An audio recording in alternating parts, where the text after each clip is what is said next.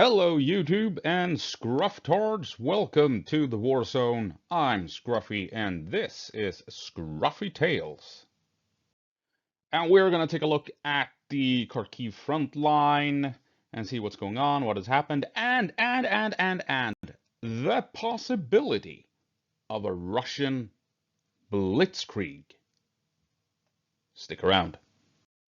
Right, so I started work on this video yesterday, and that's why this map here is from the 13th. But the point still stands. I'm just going to be talking a bit here.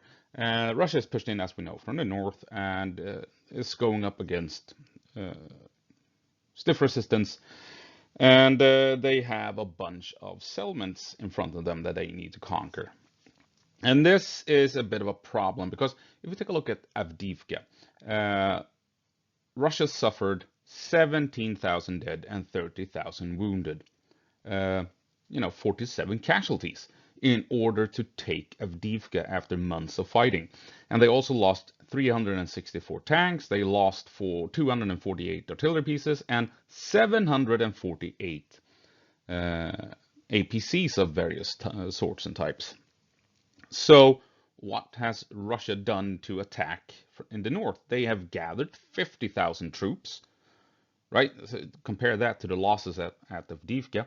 400 tanks, compare that to the losses at Avdiivka. 900 APCs, again, compared to the losses at Avdiivka. And 900 artillery pieces.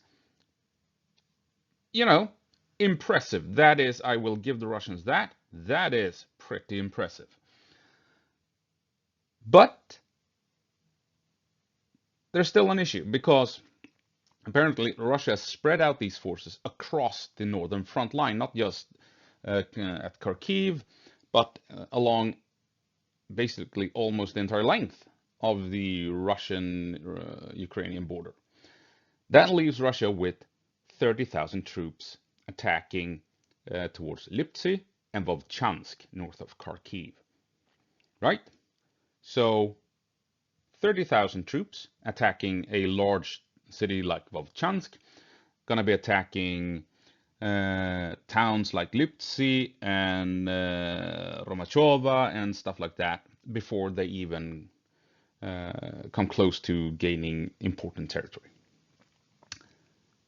30,000 troops split between these two axes, and Russia lost 47,000 men trying to take Avdiivka.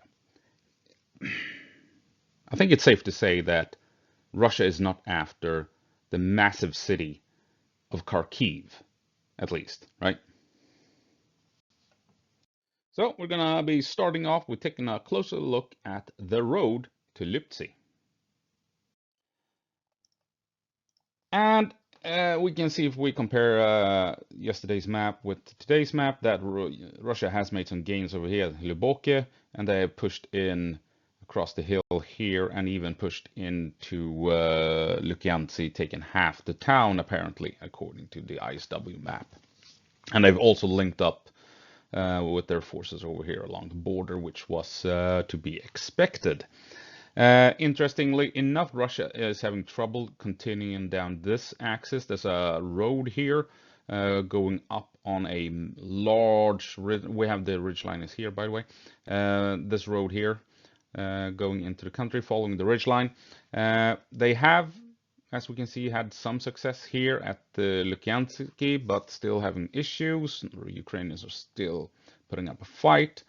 Confirmed Russian advances over here, but the yellow area is still contested, or claimed territory by the Russians at least. And then we have the interesting part here. As you can see, Russia has made a dash in the center here towards a valley. I thought they would be coming in this way. There's more cover down here, but I guess between the town and the tree line and the river and what have you, it was a bit too difficult for Russians to come through here.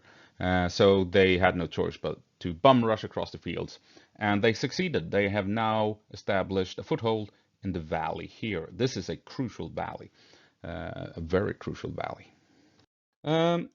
Because if you watched my previous video, I think it was the previous one, I was talking about this valley here, how this valley, if Ukraine can hold on to this one, they will essentially prevent the Russians from making any advances at all. But it appears as if the Russians put in a lot of effort, and as you can see, they managed to push across this open farmland, and they are now in the valley, and this gives them the ability to, well, they're gonna need to push all the way in and grab all of it, and then from here they can gather troops, gather momentum, and push on into the next forest and into the next, and continue southward, avoiding the wide open fields on the top of this big hill.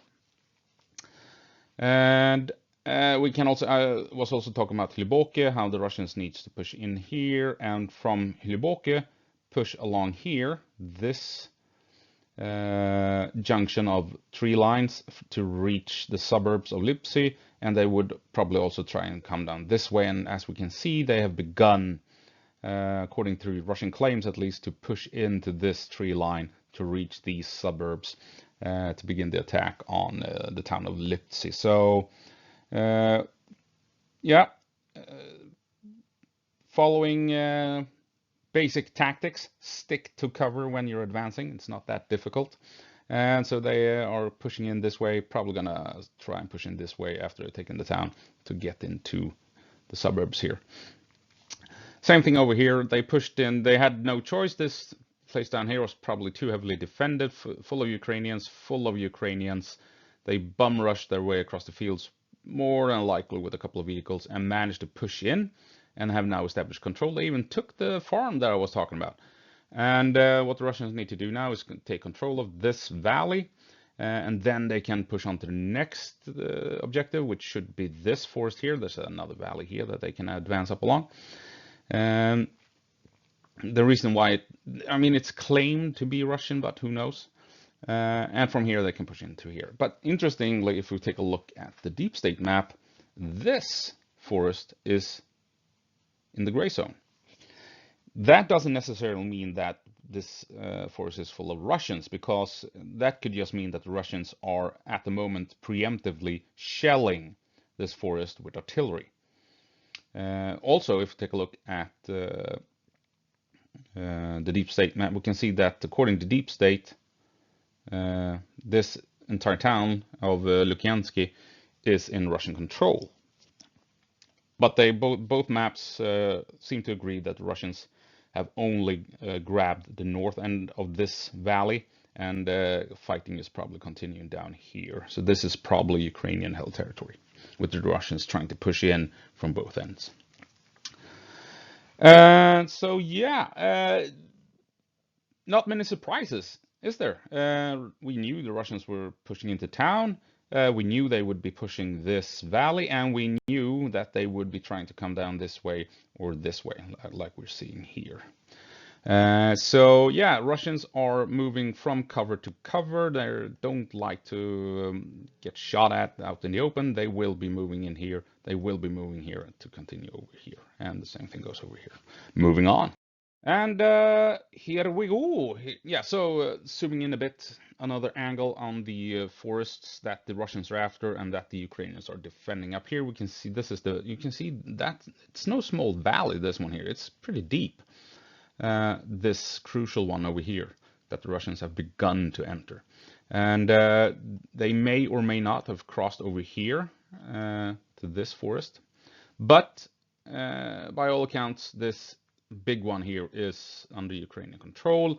And I think Deep State is merely highlighting that it's being pummeled by Russian artillery. And it's kind of a bowl shape, a small basin almost, right? And as you can see, there's a, you can follow. Oh.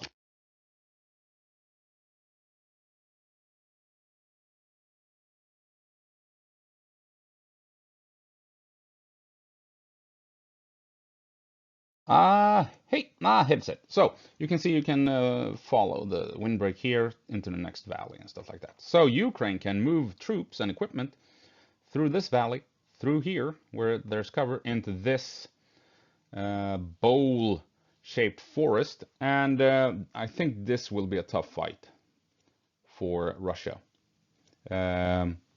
I hope it will be a tough fight, but I think this is where Ukraine can hold the line uh, up on the hill.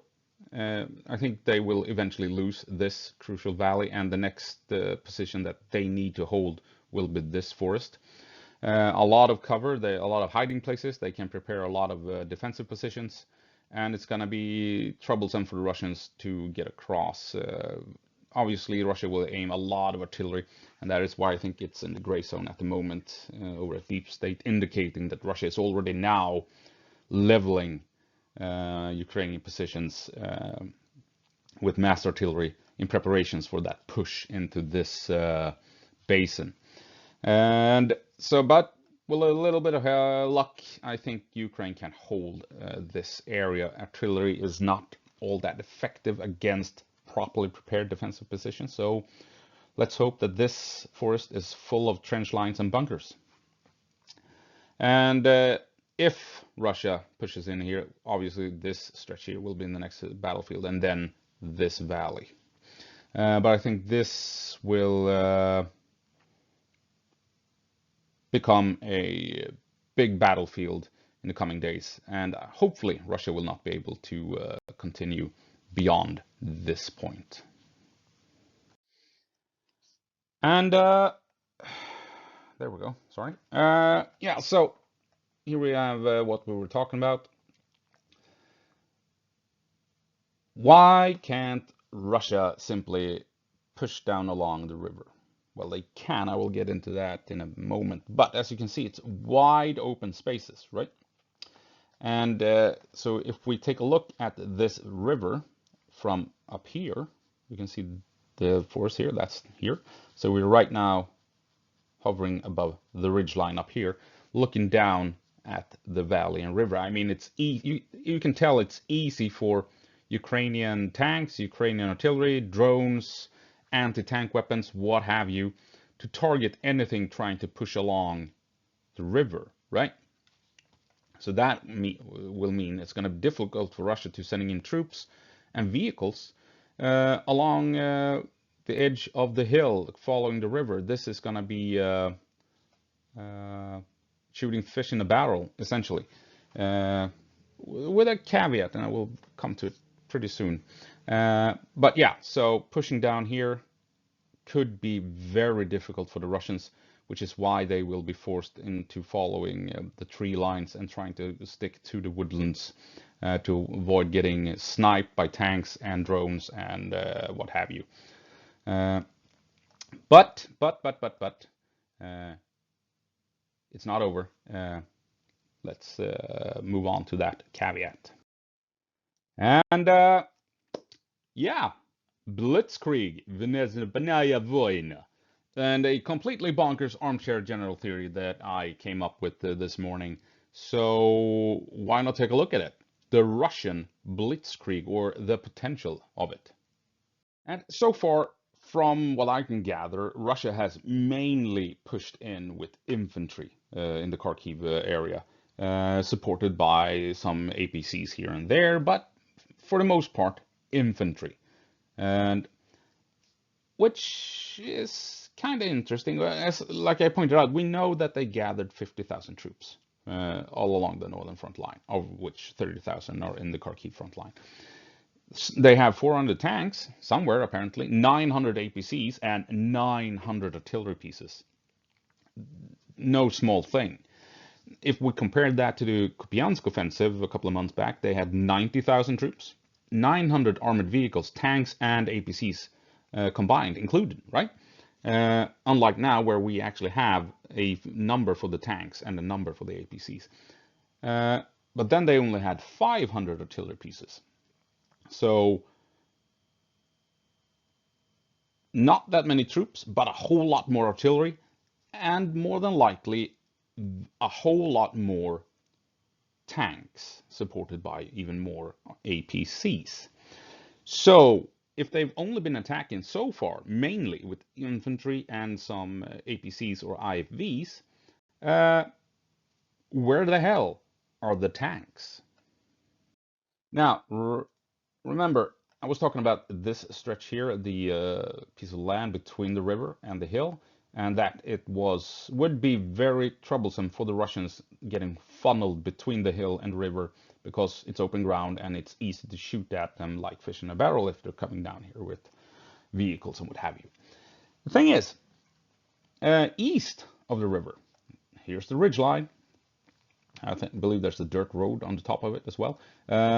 These forests don't really look down into the valley. They are more, as you can see, there's a valley here. It goes down this way. They are on the eastern side of the hill. The western slopes are pretty flat from the crest of the hill. Not many tree lines, windbreaks, not many, with this big forest or belt of woodlands. Not any major valleys like this one. You have some streams going downhill, you can see, but I mean, nothing like this valley or this or this. So pretty wide open flat farmland, this entire, with a slope, westward slope down towards the river from roughly up here. And truth be told, if Ukraine has not mined the shit out of this piece of terrain, if this is not one massive anti-tank minefield,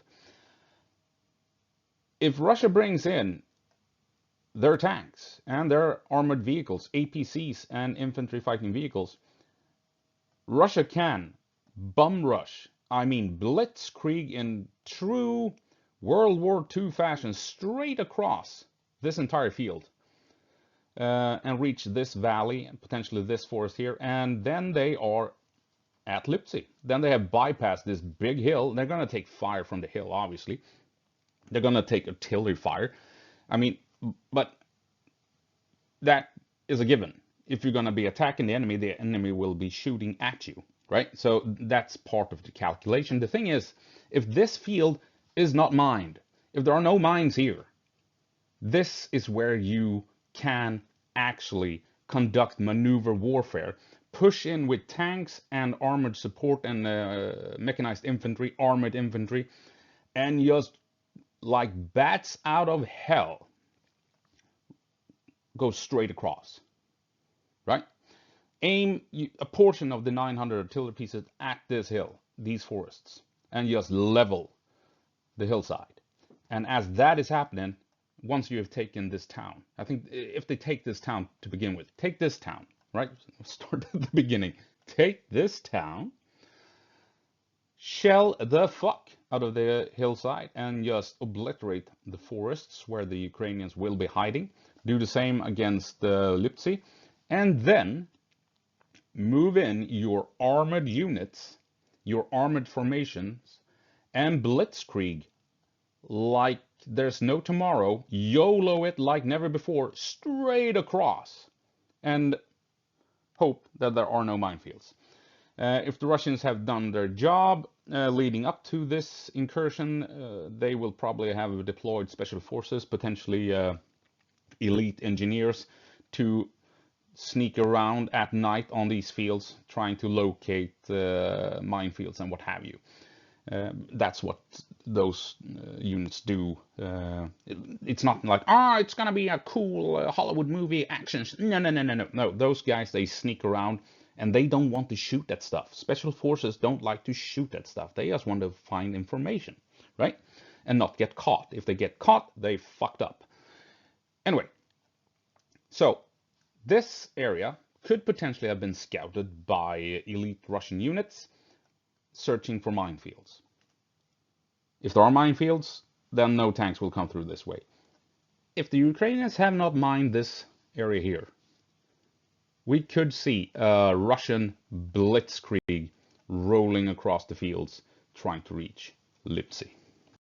Right, so looking at the field and the slopes from the south, Lukyansky, where the Russians are trying to push in. I mean, yeah, you can see there's the dirt road, right? And right, as you can see, the forests over here, they can't really look down into the valley. Are you telling me that this is not the perfect spot for an armored assault, right? The perfect spot. If they can reach this forest belt, they even can find cover to support the final push. So make up positions and fire across. But I don't know how the terrain. Maybe they can't go see past these small hills, elevations in the terrain. Never mind. They can bum rush, YOLO it like never before. Shout out Leroy Jenkins or whatever his name is in Russian. Go from Lukyansky all the way to this valley here. Set up shop, unload infantry, and then push in to the town itself. Oh, I'm slightly worried this might actually happen. They have 400 tanks, but they are not using them. They have 900 armored vehicles, APCs, IFVs. Where are they? They're just doing small unit tactics with everything. Where is the big armored push? Is it coming somewhere else along the front line, or will it punch through here? Right? Have they found a hole, a breach in the minefields? Will we see huge turtle tanks rolling through here, clearing the path, detonating one mine after other, so that the tanks can just then follow on through the minefields? Wouldn't that be a sight from the drone footage? Turtle tanks just plowing their way across these fields. Whew. Yeah, we'll see. Hopefully this will never happen, but it could. I think it actually could. And so, yeah, enough of crazy armchair general internet schmuck idiot whatever theories.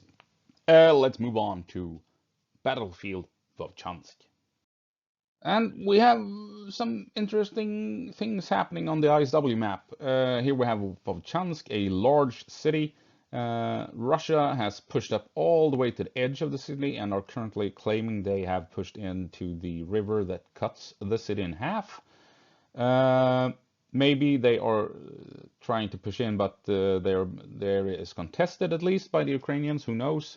The Russians are after a bridge here, a railroad bridge. They're after the bridges along the river here inside of town. There's a bridge over here, but I'm not sure if it's blown or not, or if Russia actually blew it up. Not sure, to be honest. But this is a valley. This is a big mountain.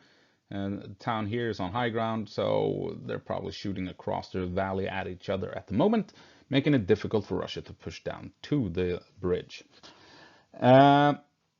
But like I said, this is kind of interesting. How does this happen? Russia has pushed in along one street. Very peculiar. And they went deep as well. So I figured, why not zoom in and take a look what's going on. So yeah, take a look at this. What the hell? One street and a couple of buildings on either side. I mean, and these are not big apartment buildings. This is not a high-rise area. Take a look. Ordinary houses, ordinary housing. And they pushed in along this street here. You can see a parking lot. So almost down to this parking lot. I don't know if this is a store or what. I mean, it's something. A company maybe, a store.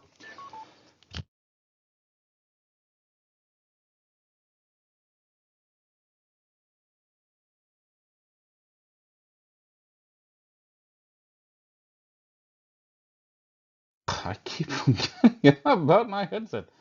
I get so excited doing these things. Yeah, so not sure why this is. Why is this not Russian-held territory? Why have we managed to confirm that this is Russian territory and not this surrounding area? Looks kind of strange, but yeah, like you can see here, ordinary housing, no high-rise buildings whatsoever, and I'm guessing that none of this is still standing. I mean, we have probably had massive Russian artillery as before they pushed in, and now that Russia is holding this street, I'm pretty sure that Ukraine is aiming a lot of artillery and mortars at this part of town at the moment. And yeah, zooming in on the neighborhood, you can see what type of buildings we're talking. I mean, suburbs, right? Ordinary housing with some gardens, stuff like that, you know, parking lots, families, basically. that have packed everything down and gotten the fuck out of Dodge by now, hopefully. Just tragic. And so yeah, Russia has pushed down along this road, this street, I should say, close to this crossing here, intersection right here. And so wouldn't surprise me if this road going straight across like this will be Ukraine's defensive line in the area, trying to hold that road and to control the Russians and deny them any chance to get across. And this building here looks advantageous if you want to have machine guns and what have you firing along the length of this road, denying the Russians any chance to cross, meaning this building doesn't exist anymore. If it's one building that the Russians want to obliterate with mortars, it's this one. So no, don't think any Ukrainians are hiding here with machine guns, denying Russia any chance to cross the street. This building is gone because it is important. But yeah, we can see here, for some reason, Russia has taken the edge here, but they've not managed to make it across the parking lot and taken the other buildings here and this small company, whatever it is. What else can we make out here? Well, we have a football pitch down here, soccer field. But yeah, I think, why wouldn't Ukraine defend this road, this street, to have a proper line of defense where they know they have friendlies on their left and right and behind, and it's a gap that the Russians have to cross, meaning they are easy targets for machine guns firing along the length of this street and what have you. So yeah, and not much else to say here. I just wanted to show you the battlefield, what is going on in Vovchansk and the type of buildings that they're currently fighting building to building between. And so yeah, moving on. So yeah, Vovchansk, and so Russia has guaranteed taken this section here north of the river. They have begun to push into the northern parts of Vovchansk, like we were just looking at. Not able to cross the bridge here. I think it's blown by now. There's a river. There's a bridge here that I'm guessing the Russians are after. And there's another bridge down here. I doubt that the Russians will get that far, but you never know. And yeah, and the Ukrainians have managed to hold the line here along this line here. There's a road going through the valley. We have a bunch of smaller towns and villages in the valley. And this forest here is actually a big mountain, as are these forests here. So big mountain, valley, another big mountain. So the Ukrainian defenses are set up in these towns along the mountainside, and the Russians and the Ukrainians are probably firing at each other across the valley. And I mean, Russia is more than likely aiming a lot of artillery at this mountain here, and Ukrainians are doing the same at Russian positions on these hills and mountains over here. And I'm watching pro-Russian channels every now and then because, you know, they give us different perspective on what's going on, and, you know, they highlight stuff that pro-Ukrainians maybe don't pick up on or avoid, essentially. So it, you know, it's not a bad idea to check those out, even if they are pro-Russian and for the most part pretty biased. But you know, you need to find the nuggets. And what I've seen on a couple of pro-Russian channels is that as Russia pushed in towards the river, this is a location slightly west of Vovchansk, I should have highlighted that in the previous slide. They were talking about a Ukrainian counterattack. Ukrainian forces pushed north of the river and attacked this small town. The attack failed, and according to the pro-Russians, around 300 Ukrainians got trapped somewhere here, and they were killed to a man. Not sure if that's true, but I think we can assume that Ukraine tried to counterattack. And if they were all killed or if some got back across the river, who knows? But Ukraine tried to counterattack. And the pro-Russians pointed out that the attack came over here in this area. And this is where I have previously pointed out this. This looks like, God damn it, sorry, a crossing, not a bridge, but a ford. So you can see the dirt tracks leading up to the river. You can see some beaches or sandy stuff, and the same thing on the other side, dirt tracks and what have you. So I think this is an actual ford where you can cross without needing a bridge. And as it happens, the pro-Russians talked about a Ukrainian counterattack coming through here somewhere, potentially here, with some 300, 400 Ukrainians attacking Russian positions in this small town. So I'm thinking this thing is real, and the reason why the Russians haven't crossed it yet is because Ukraine knows it's real. This forest is on a hill overlooking this wide open area, so if the Russians are trying to come across, they're gonna be walking straight into artillery and anti-tank fire more than likely. So that's why I think the Russians haven't pushed across yet. They know this here is a definite kill zone. And I just found it interesting that I was talking about this a couple of days ago, and then the pro-Russians talked about Ukrainians moving north of the river in this area. And taking a look to the west of Vovchansk, to the west of the river, we have this big valley with the mountains that I was talking about. And take a look at this. I mean, here you have the northern end of that valley where you have Russian positions. South of the valley, big mountain, lots of forests, and in the valley itself, a bunch of towns and villages. As you can see here, that lake. Ugh.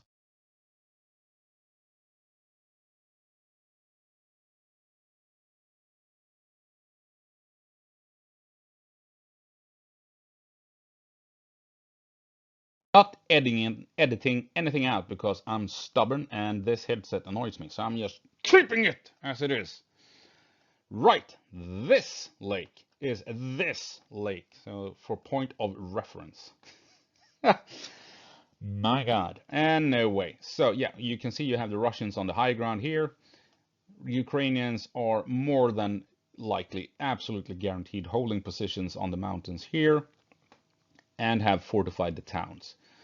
And this line has been basically static for a couple of days, meaning the Russians can't get down from the high ground, and Ukrainians have well and truly fortified themselves in the valley, in the buildings, and they have ample fire support from the high ground. So, I mean,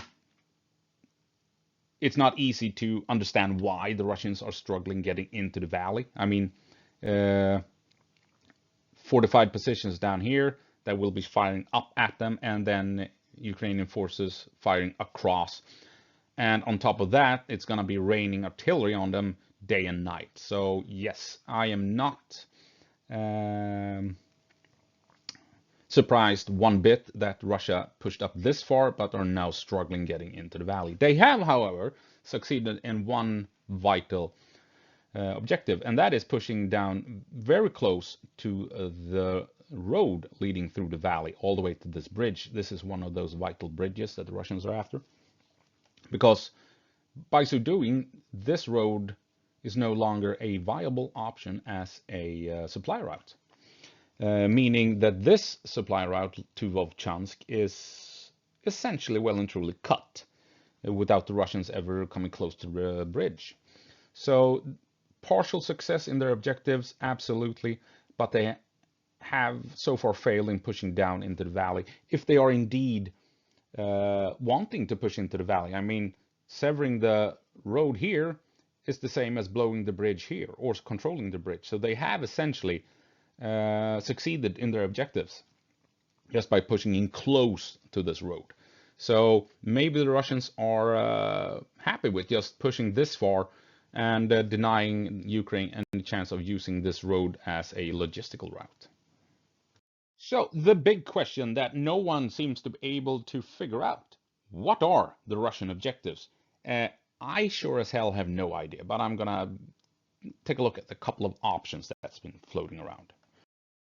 And one option is protecting Belgorod. I mean, Ukraine has been sending Russian militia, Russian rebels across the border into Russia, attacking targets, villages, and what have you on Russian soil. So it could be that the Russians are fed up with this. Putin may have said to his generals, if not enough of this bullshit, we need to protect Russian soil in order to appear credible to the Russian population. And that could be the point of this operation. Push in and establish a buffer zone. They don't want to push too far. They just want to push in so that they have better control of their own border. And if there is a push by Russian rebels trying to get into Russia proper, the Russians will figure out as an attack is coming, say along this river here, and then the pro-Russian, the anti-Russian militia is going north along the river. They breached our defenses. They're closing in on the border.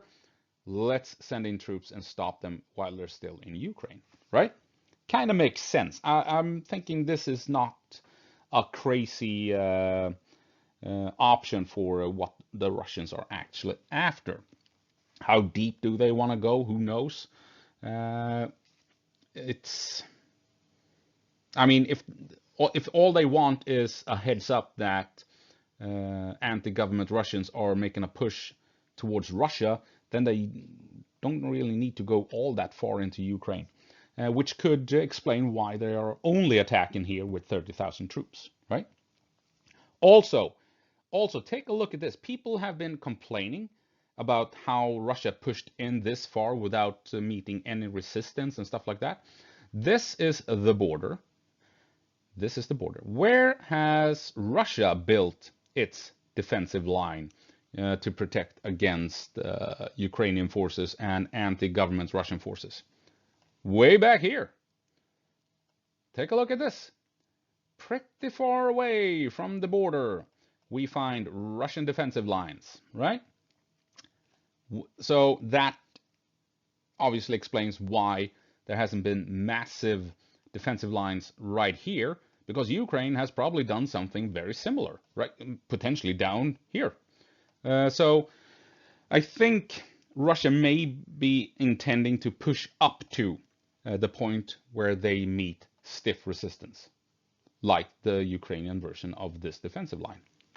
Push up to that defensive line and then stop. Don't go beyond it, because that will cost too much time, effort, and manpower that they don't have in this section of the front line. This operation cannot break through proper defenses, so push up to those defenses and stop. And now you have a buffer zone, which is kind of funny, because if the Russians reach those defenses, they have succeeded in their goals. And by pushing up to those defenses and not beyond it, the Ukrainian defenses are successful, so the Ukrainians will go, haha, we stopped the incursion with our awesome defensive line. So I think in the end, because I'm thinking this is the actual objective, I think in the end, Russia will claim absolute victory. They have created a buffer zone, and Ukraine will claim absolute victory because no Russian ever pushed on beyond the defensive line. So I think it's going to be a comical propaganda spin from both sides in a couple of weeks. Another potential objective that is not unthinkable is that by attacking here and threatening Kharkiv, Russia will force Ukraine to draw troops from Kupiansk and other locations, weakening the entire length of the front line to hold up here. So, but Kupiansk more than others. So they're pushing in here. There's a threat that Russia surges in the north. Ukraine needs a lot of troops up here fast. which means they might take them from Kupiansk and send them up here to stop the Russians from taking Vovchansk. And that could allow the Russians to make a big push down here towards Kupiansk and push up to the Oskil River, maybe take Kupiansk, right? So it could be a ruse to draw attention from this area and draw troops up here, and that could allow the Russians to make a big push towards Kupiansk and the Oskil River. That it's not unthinkable. I think it's not as likely as just creating the buffer zone, but it's definitely a believable option. Another theory that I've seen suggested by pro-Russians is the fact that this is the beginning of a larger invasion, that the Russians intend to push along the river here, further down along the highways and what have you, and link up with the Oskil River and Kupiansk and grab this entire territory here in the north of Ukraine. Including pushing in along, I don't know, can you see this? Hang on, I'll do this. Use the pen. Here you have highway from Russia into Ukraine. Here you have Vovchansk highway leading down here, intersection, and then you can move down south towards Kupiansk and towards over here. This is a dude dancing, I don't know. Not sure what happened. Okay, so the theory is that Russia pushes in from Vovchansk, they push in from the border here, link up here, and then they start moving south again towards Kupiansk and down towards here. And then you have this entire area, and Ukraine has fallen back and suffered a massive defeat on unprecedented scale. I'm not at all convinced that this is happening whatsoever. This looks to me like pro-Russian wet dream, and not happening at all. No, it's not a thing. And it has to be pointed out, Kharkiv is not the end game. People keep talking about, oh, they're threatening Kharkiv, the Kharkiv offensive. No, it's not a Kharkiv offensive. They're not going for Kharkiv. No chance in hell, and I will explain why. Right. So, Russia suffered 47,000 casualties taken of Avdiivka. We've already pointed this out. And Russia has attacked from Belgorod with 30,000 troops, and they are split between the Liptsy and Vovchansk axis, right? So Russia needed 47,000 dead and wounded to grab Avdiivka. They only have 30,000 attacking Liptsy and Vovchansk. So, and they're split between these two axes. So say we have 15,000, just for the hell of it, attacking here, south towards Kharkiv. This city has some 1 million people in it, if not 1.5 even, right? What are you going to do with 15, maybe 20,000 troops down here against more than 1 million very angry Ukrainians? And before you get this far, Liptsy, and then a bunch of other towns and villages before you even reach Kharkiv, right? So you're gonna have Bakhmut, and another Bakhmut, and another Bakhmut, and another Bakhmut, and then another Bakhmut before you even reach Kharkiv. There's what? So you send in 15,000 troops, and 50,000 of them will die before you even reach Kharkiv. The math doesn't add up, right? There's just no way that this is happening whatsoever. Kharkiv is not the end goal. It's not the end objective. Russia has no interest in Kharkiv at the moment. So no, they're not after Kharkiv. There is this other idea that they're pushing down south so they can set up artillery to fire at their Kharkiv. What? So that means they need artillery 20 to 30 kilometers away from Kharkiv, not just the edge, but I mean, so that means they need to push down here potentially, right? Doable, I guess, maybe doable. But if you are within range of Kharkiv, you are also within range of Ukrainian artillery, Ukrainian drones, Ukrainian airstrikes, and Ukrainian special forces. Highly doubt that Russia wants to push down this far just to set up a couple of artillery pieces to fire at Kharkiv. To do what? Hit one building every now and then? No. No. No. Just to further illustrate my point here, this is Russian progress in 2022, before Ukraine liberated the occupied territories. Russian progress 2022 highlighted in green. Russia attacked with much larger forces than they are now. It was a surprise attack that Ukraine, well, suspected but had no idea was actually coming. This time they've seen the attack coming for weeks and were prepared. And Ukraine has, ever since 2022, prepared defenses along the border. In 2022, there were no defenses, no trenches, no barbed wire, no massive minefields. And what happened? Well, Russia pushed down along the road, surprise attack, reached the edge of Kharkiv, but they did not enter Kharkiv. They instead moved around and continued southeast. They avoided Kharkiv when they attacked with much larger forces, when Ukraine was unprepared and was at a disadvantage.